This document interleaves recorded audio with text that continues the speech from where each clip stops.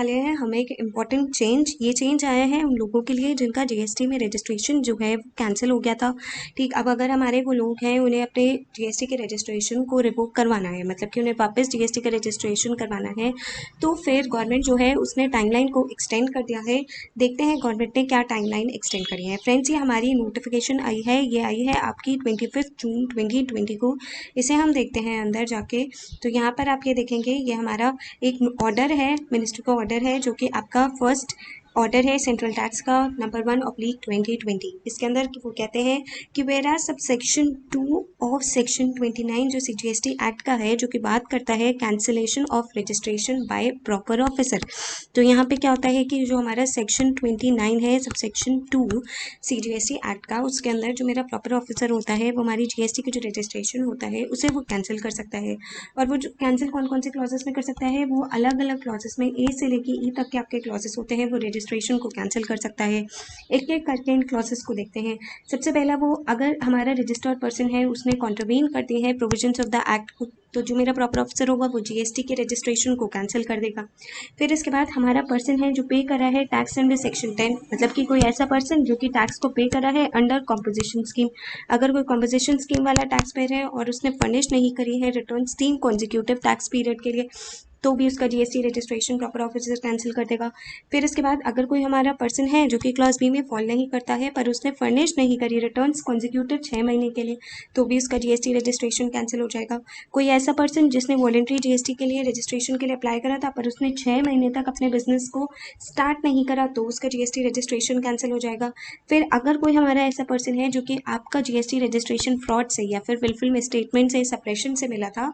तो भी जीएसटी का रजिस्ट्रेशन जो प्रॉपर ऑफिसर है वो कैंसिल कर सकता है। अब इसके साथ वो ये कहते हैं कि सिर्फ प्रॉपर ऑफिसर जो है वो अपने मन से उठा के कभी जीएसटी रजिस्ट्रेशन कैंसिल नहीं कर सकता। इससे पहले उसे क्या करना पड़ेगा, उसे एक अपॉर्चुनिटी ऑफ बीइंग हर्ड जो है, जो टैक्स पेड होगा उसे प्रॉपर ऑफिसर को एक अपॉर्चुनिटी ऑफ बीइंग हर्ड देनी होगी। उसके लिए क्या करना पड़ता है, सेक्शन 169 जो है, सेक्शन 169 सब सेक्शन 1, वो ये कहता है कि जो हमारे पर्सन हैं उन्हें एक नोटिस जो है वो दिया जाएगा। ठीक, अब वो नोटिस मतलब अपॉर्चुनिटी ऑफ बीइंग हर्ड हो गया कि भाई तुम आओ और बताओ तुम्हारा जीएसटी का रजिस्ट्रेशन क्यों नहीं कैंसिल करना चाहिए। तो वो ये कहते हैं कि आपको जो नोटिस देना है वो सी और डी तरीके से देना है, मतलब कि जिसके अंदर सी और डी तरीके में क्या कहते हैं कि या तो आप उसकी मेल आईडी पे उसे मेल कर दो, या फिर आप जो उसका कॉमन पोर्टल है, उसका जीएसटी का रजिस्ट्रेशन का जो पोर्टल होगा, आप वहाँ पर ये ऑर्डर, ये जो आपका नोटिस है ये आप डाल दो। कहने का मतलब क्या है, यहाँ पर अगर आप देखोगे तो यहाँ पर मेरा जो प्रॉपर ऑफिसर होगा, यहाँ पर हमारा प्रॉपर ऑफिसर होगा। प्रॉपर ऑफिसर जो है वो नोटिस, सबसे पहले उसका काम क्या होगा, अगर उसे जीएसटी रजिस्ट्रेशन कैंसिल करना है तो वो नोटिस देगा एप्लीकेंट को सेक्शन 169 सब सेक्शन 1 में। और वो जो नोटिस है वो किस तरीके से दे सकता है, वो 2 तरीके से दे सकता है, या तो वो मेल के थ्रू दे सकता है, या फिर वो उसके पास उसका जो जीएसटी का कॉमन पोर्टल होगा वहाँ पे जाके वो इस नोटिस को अवेलेबल करवा सकता है। ठीक, अब आगे ये नोटिफिकेशन क्या कहती है, ये नोटिफिकेशन जो है वो ये बात करती है रिवोकेशन ऑफ एप्लीकेशन की, कि अगर मेरा असेसी जो है उसे अपनी एप्लीकेशन, उसे कैंसिलेशन नहीं करवानी, तो अब वो क्या क्या कर सकता है। तो ये सेक्शन जो है वो सीधी सी बात कहते हैं कि सेक्शन 30 सब सेक्शन 1 के अंदर आप अपनी application for revocation for cancellation को फाइल कर सकते हो 30 डेज़ के अंदर, जब से आपका कैंसिलेशन का ऑर्डर आ जाए। कहने का मतलब ये है कि यहाँ पर प्रॉपर ऑफिसर जो था उसने आपको सर्विस सर्व करा नोटिस, ठीक, एप्लीकेंट को सर्व करा, पर उसने अपॉर्चुनिटी ऑफ बीइंग हर्ड से वो सेटिस्फाइड नहीं था, तो फिर उसने अपना कैंसिलेशन ऑर्डर फाइल कर दिया। अब कैंसिलेशन ऑर्डर फाइल हो गया है, पर एप्लीकेंट जो है वो चाहता है कि उसकी रजिस्ट्रेशन रिवोक हो जाए, उसकी कैंसिलेशन जो है वो रिवोक हो जाए। तो उसके पास अब मीडियम क्या होता है, सेक्शन 30 सब सेक्शन 1 ये कहता है कि भाई जब से तुम्हें वो ऑर्डर मिला है उसके 30 दिन के अंदर तुम एप्लीकेशन फॉर रिवोकेशन को फाइल कर दो। फिर इसके बाद यहाँ पर आप ये देखेंगे कि सेक्शन 107 सब सेक्शन 1 जो है वो ये बोलता है कि आप अपील को फाइल कर सकते हो, और आप वो 3 महीने तक जो डेट ऑफ ऑर्डर है कम्युनिकेशन की, आप उसके अंदर अपील को फाइल कर सकते हो। फिर इसके साथ साथ यहाँ पे सेक्शन सब सेक्शन 107/4 जो है वो ये बात कहता है कि आप कंडोन कर सकते हो डिले को, ठीक, bye presenting an appeal with in the set period of 3 months. और वो क्या होगा, जो आपकी अपीलेट अथॉरिटी होगी वो 1 महीने तक एक्सटेंड कर देगा। कहने का मतलब कि यहाँ पर आपके पास क्या क्या मेथड्स अवेलेबल हैं, जैसे ही कैंसिलेशन ऑर्डर आए, जैसे ही कैंसिलेशन ऑर्डर आए उसके पास आपके पास क्या क्या मेथड्स अवेलेबल होंगे। पहला तो होगा कि आप एप्लीकेशन फॉर रेवोकेशन जो है उसे फाइल कर दो। फिर आपके पास दूसरा मेथड जो है वो अवेलेबिलिटी में होगा कि आप सेक्शन 107 सब सेक्शन 1 जो है उसके अंदर एक अपील फाइल कर सकते हो, या फिर आप सेक्शन 1071 में 1074 में भी आप कंटिन्यूशन ऑफ डिले जो है एप्लीकेशन का उसके लिए बात कर सकते हो।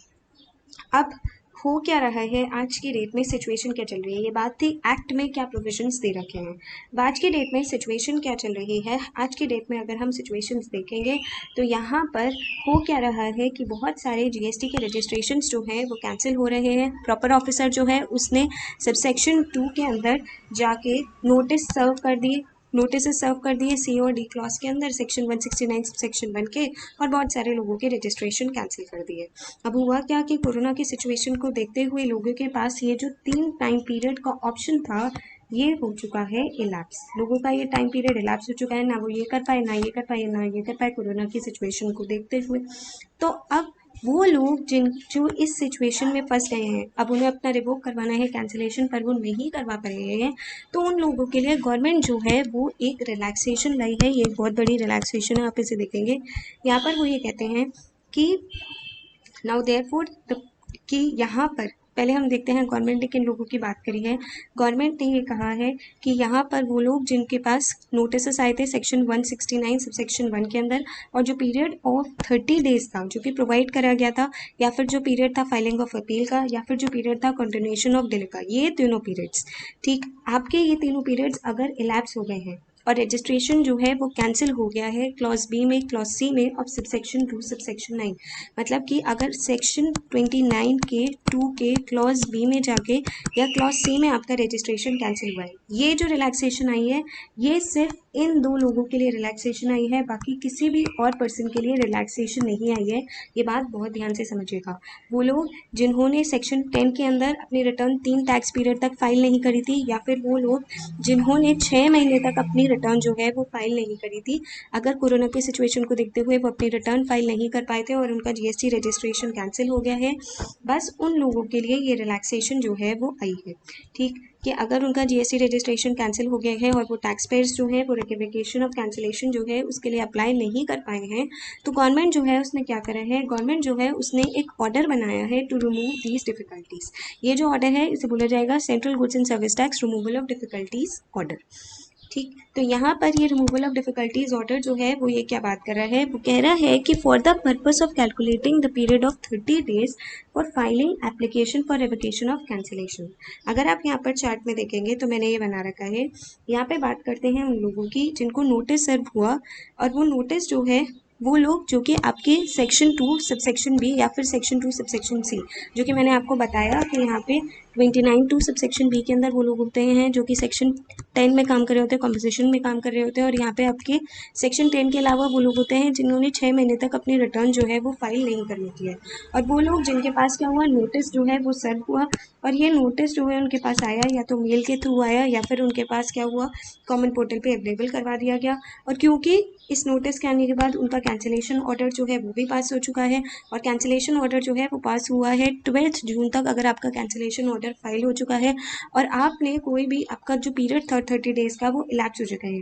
पीरियड ऑफ 30 डेज जिसके अंदर आप एप्लीकेशन फाइल कर सकते थे रेवोकेशन के, वो इलैप्स हो चुका है, तो उन लोगों के लिए गवर्नमेंट जो है वो ये कह रही है कि अगर आपका period of cancellation of registration जो है वो कैंसिल हो चुका है, उन लोगों के लिए जो कि क्लॉज